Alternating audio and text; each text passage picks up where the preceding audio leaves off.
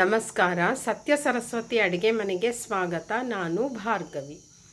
ಇವತ್ತು ಬಿಸಿಬೇಳೆ ಬಾತ್ ಮಾಡ್ತಿದ್ದೀನಿ. ಅದಕ್ಕೆ ಏನೇನು ಬೇಕು ಅಂದರೆ ತೊಗರಿಬೇಳೆ, ಅಕ್ಕಿ, 1 ಲೋಟ ತೊಗರಿಬೇಳೆಗೆ 1 ಲೋಟ ಅಕ್ಕಿ ತೊಗೊಂಡಿದ್ದೀನಿ. ಇಲ್ಲಿ ಹುಣಸೆ ಹಣ್ಣು, ಇಲ್ಲಿ ತರಕಾರಿ ಏನೇನು ತೊಗೊಂಡಿದ್ದೀನಿ ಅಂದರೆ ದೊಣ್ಣಮೆಣಸಿನ್ಕಾಯಿ, ಕ್ಯಾರೆಟು, ಸೀಮೆ ಬದನೆಕಾಯಿ ತೊಗೊಂಡಿದ್ದೀನಿ. ಆಮೇಲೆ ಇಲ್ಲಿ ಬಟಾಣಿ ತೊಗೊಂಡಿದ್ದೀನಿ.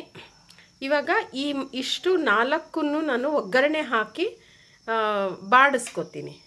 ಇಲ್ಲಿ ತೊಗರಿಬೇಳೆ ಚೆನ್ನಾಗಿ ತೊಳೆದು ಇದಕ್ಕೆ ಎಣ್ಣೆ ಅರಿಶಿನ ಹಾಕಿ ಇದನ್ನು ಬೇಯಿಸ್ಕೊತೀನಿ. ಈ ಅಕ್ಕಿನ ತೊಳೆದು ನಿಮಗೆ ಅದನ್ನು ಒಂದು ಸ್ವಲ್ಪ ನೆನೆ ಇಟ್ಟಿರ್ತೀನಿ. ಇಲ್ಲಿ ಹುಣಸೆ ಹಣ್ಣನ್ನು ತೊಳೆದ್ಬಿಟ್ಟು ಇದು ನೀರು ಹಾಕಿಡ್ತೀನಿ. ಇವಾಗ ತೊಗರಿಬೇಳೆನ ಚೆನ್ನಾಗಿ ಫಸ್ಟು ಬೇಯಿಸ್ಕೊತೀನಿ. ಎಣ್ಣೆ ಅರಿಶಿನ ಹಾಕಿ ಬೇಯಿಸ್ಕೊತೀನಿ. ನೋಡಿ, ಇದು ಬೇಳೆ ಬೇಯಿಸಿದ್ದೀನಿ. ಕುಕ್ಕರ್ ಕೂಲಾಗಿದೆ. ಇಲ್ಲಿ ಒಗ್ಗರಣೆನಲ್ಲಿ ನಾನು ತರಕಾರಿ ಎಲ್ಲ ಇದು ಮಾಡಿದ್ದೆ. ಇದನ್ನು ಹಾಕಿ ಇವಾಗ ಇದು ತರಕಾರಿ ಮತ್ತು ಅಕ್ಕಿ ಹಾಕಿ ಕೂಗಿಸ್ಕೊತೀನಿ.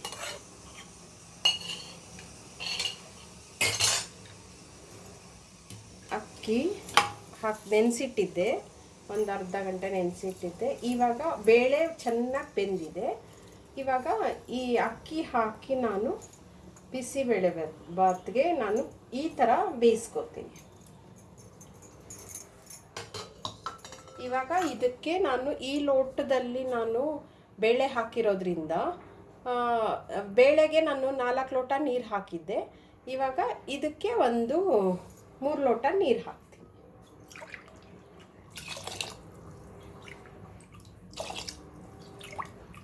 ಹಾಕಿ ಇದನ್ನು ಚೆನ್ನಾಗಿ ಮಿಕ್ಸ್ ಮಾಡಿ ಕುಕ್ಕರ್ ಕೂಗಿಸ್ತೀವಿ. ಚೆನ್ನಾಗಿ ಬೇಯುತ್ತೆ. ಇದನ್ನು ಸ್ಟೀಮ್ ಬಂದಮೇಲೆ ವೆಯ್ಟ್ ಹಾಕಿ ಮುಚ್ಚಳ ನೋಡಿ, ಸ್ಟೀಮ್ ಬರ್ತಿದೆ. ಇವಾಗ ವೆಯ್ಟ್ ಹಾಕಿ ಒಂದು 3 ಸತಿ ಕೂಗಿಸ್ಕೊತೀವಿ.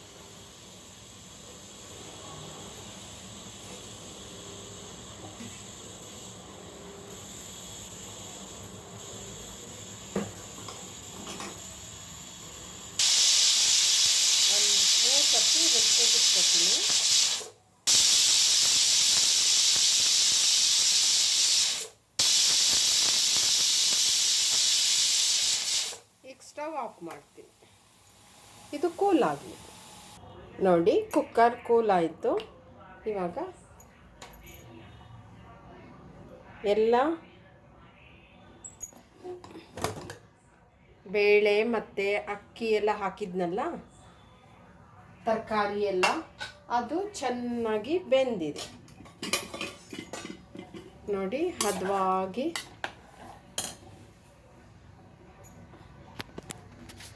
ನೋಡಿ ಎಷ್ಟು ಚೆನ್ನಾಗಿ ಹದವಾಗಿ ಬೆಂದಿದೆ. ಈ ಥರ ಬೇಯಬೇಕು. ಇವಾಗ ನಾನು ನೋಡಿ, ಇವಾಗ ಹುಳಿ ಪುಡಿನ ಒಂದು ಸ್ವಲ್ಪ ನೀರು ಹಾಕಿಬಿಟ್ಟು ನೀಟಾಗಿ, ಏಕೆಂದರೆ ಈ ಥರ ಕಲಸಿ ಹಾಕಲಿಲ್ಲ ಅಂದರೆ ನಿಮಗೆ ಗಂಟಾಗ್ಬಿಡುತ್ತೆ. ಇವಾಗ ಇದನ್ನು ಹಾಕ್ತೀನಿ. ಇದಕ್ಕೊಂದು ಸ್ವಲ್ಪ ನೀರು ನೋಡಿ, ಇದನ್ನು ಹಾಕಿ ಇವಾಗ ಒಂದು ಸ್ವಲ್ಪ ಉಪ್ಪು, ಇದು ರುಚಿಗೆ ತಕ್ಕಷ್ಟು ಉಪ್ಪು ಹಾಕ್ತೀನಿ. ಇವಾಗ ಇದು ಚೆನ್ನಾಗಿ ಕುದಿಬೇಕು. ಹುಣಸೆ ಹಣ್ಣು ರಸ ಹಾಕ್ತೀನಿ, ಅದಕ್ಕೆ ಎಷ್ಟು ಬೇಕೋ ಅಷ್ಟು. ಸರಿ, ಇದನ್ನು ಇವಾಗ ಚೆನ್ನಾಗಿ ಕುದಿಸ್ತೀನಿ. ಫಸ್ಟ್ ಚೆನ್ನಾಗಿ ಕುದಿಬೇಕು. ನೋಡಿ, ಹದ ಕರೆಕ್ಟಾಗಿದೆ. ಚೆನ್ನಾಗಿ ಕುದ್ಮೇಲೆ ನಿಮಗೆ ಬಿಸಿಬೇಳೆ ಬಾತು ತುಂಬ ಚೆನ್ನಾಗಾಗುತ್ತೆ. ಈ ಥರ ಇದು ಮಾಡೋದ್ರಿಂದ ಎಲ್ಲ ಒಟ್ಟಿಗೆ ಹಾಕ್ಬಿಟ್ರೆ ಏನಾಗುತ್ತೆ, ನಿಮಗೆ ತರಕಾರಿ ಚೆನ್ನಾಗಿ ಬೆಂದ್ಬಿಡತ್ತೆ. ಅದು ಅಷ್ಟು ರುಚಿ ಅನಿಸಲ್ಲ ನಿಮಗೆ. ಫಸ್ಟು ಬೇಳೆ ಬೇಯಿಸ್ಕೊಂಡು ಆಮೇಲೆ ಅಕ್ಕಿ ನೆನೆ ಇಟ್ಕೊಂಡಿದ್ದೆ, ತರಕಾರಿ ಒಂಚೂರು ಎಣ್ಣೆ ಹಿಂಗೆ ಸಾಸಿವೆ ಒಗ್ಗರಣೆ ಹಾಕಿ ಬಾಡಿಸ್ಕೊಂಡು ಅದನ್ನು ಅಕ್ಕಿ ಬೇಳೆ ಜೊತೆನಲ್ಲಿ ಹಾಕಿ ಚೆನ್ನಾಗಿ ಬೇಯಿಸಿ ಕುಕ್ಕರಲ್ಲಿ ಕೂಗಿಸ್ದೆ ಚೆನ್ನಾಗಿ.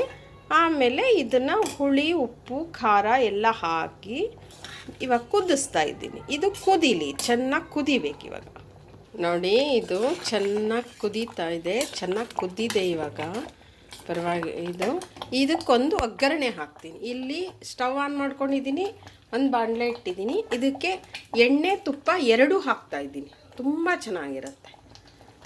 ಎಣ್ಣೆ ತುಪ್ಪ ಎರಡೂ ಹಾಕಿ ಈಗ ಇದು ಕಾಯಲಿ ಒಂದು ಸ್ವಲ್ಪ. ನೋಡಿ, ಎಣ್ಣೆ ತುಪ್ಪ ಎರಡೂ ಕಾದಿದೆ. ಇವಾಗ ಇಂಗು ಸಾಸಿವೆ ಹಾಕ್ತಾಯಿದ್ದೀನಿ.